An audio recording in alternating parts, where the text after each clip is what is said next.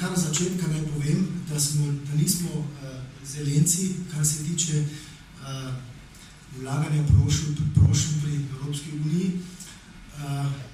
Do zdaj smo to poskusili 3-krat. Enkrat smo bili uspešni, to je bilo že kar 6 let skoraj od tega, leta 2002-2003. Takrat smo pač hoteli spraviti med koroške ljudi, predvsem med mladino, študentarijo, sodobno umetnost, od glasbe preko vizualne medijske umetnosti. In že od vsega začetka segamo seveda tudi prek meje v Slovenijo in v Furlanijo na Juliško krajino. In tako je bil tudi zasnovan ta projekt, ki smo ga imenovali Lepa pušča, Bella Brulla, Schöne Öde, biotopi lepote v pokrajini propada, je bil podnaslov. In tukaj smo našli 3 kraje, ki smo jih skušali potem povezati. To je bil v Avstriji Bistrica na Rožu, Fajstrica Rosenthal, na kraj, tako rekoč na južnem kraju Karavank, Jesenice in na italijanski strani rudarsko naselbino Cave del Predil. Cel projekt Lepa pušča, ki se je sestavil iz 6 podprojektov, se je odvijal vedno v vseh 3 krajih. Torej, princip je bil ta, da smo povabili tudi umetnice in umetnike iz Italije, Slovenije, iz Avstrije in smo jih tako rekoč pustili, da so se gibali v teh krajih, so nekaj časa preživeli tam, so si to ogledali in so potem pač iz tega razvili svoja umetniška dela. To je bil rudarsko-železarski okraj. Tradicija je več kot par stoletij, torej sled srednjega veka, so tam kopali rudo. Po prvi svetovni vojni so tam nastale meje in so se vezi nekam pretrgali. Ampak do tistega časa je bil to več ali manj en prostor, seveda tudi z več jeziki, s 3, 4, 5 jeziki in z zelo tesnimi povezavami. Projekt se je imenoval Schön sprechen, parlar bene, lepo govoriti. Ideja tega projekta je bila ta,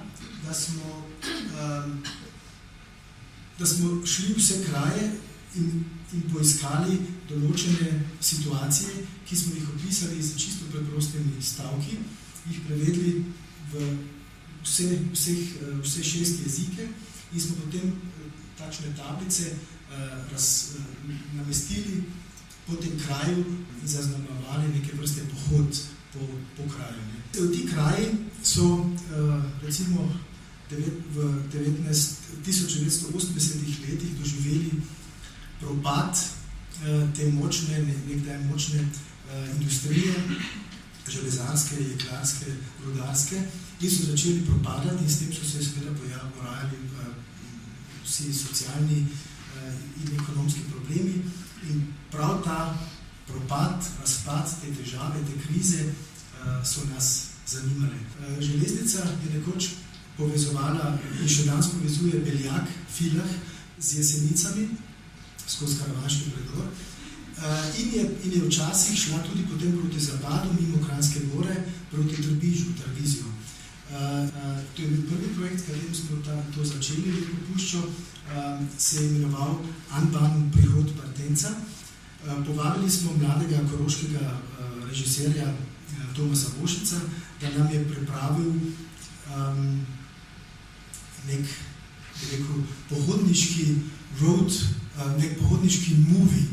In publika je dobila slušalke in ob teh postajah smo potem pač igrali pripravljene poetične kratke zgodbice z glasbo, z elektronsko glasbo, ki so pač pripovedovale posebnosti teh krajev. Naslednja skupnost teh krajev so krajinski muzeji. Tukaj še morda besedo k našim partnerjem. Torej, imamo 3 muzeje. En je Gornjesavski muzej na Jesenicah. V te 3 muzeje smo povabili po 2 umetnika, da se poigravajo, da posežejo v obstoječo zbirko.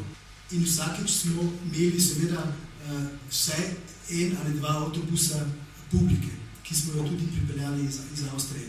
Se pravi, da je bil tisti cilj, ki smo ga danes slišali, da je pač treba premikati ljudje in sredstva po Evropi, da smo to res dobesedno dosegli. Naslednja tema je bila vsakdanja kultura, oziroma tudi življenjske in stanovanjske razmere v teh krajih. Ta projekt se je imenoval Decay and Urbanate. Se pravi, mi smo izhajali iz tega, da so te industrijske stavbe, arhitektura, smo jih pojmovali kot lastne estetske objekte. In potem koncev je bil važen element v teh, ki še povezuje te tri kraje, voda. In mi smo rekli, da bomo umetniško posegli v ta tok stvari. To je bila akcija, ki se imenovala Wasserscheide Raztok Sparjake.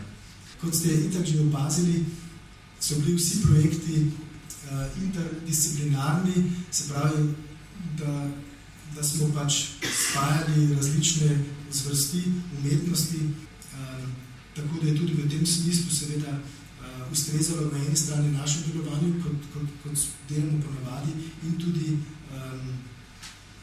tudi razpisu Evropske unije. Naj še povem, da več ali manj krožimo v te lastni tromejski mejni juhi, in zaradi tega smo zgrešili za 3 točk, tako rekoč tale evropsko dodatno vrednost.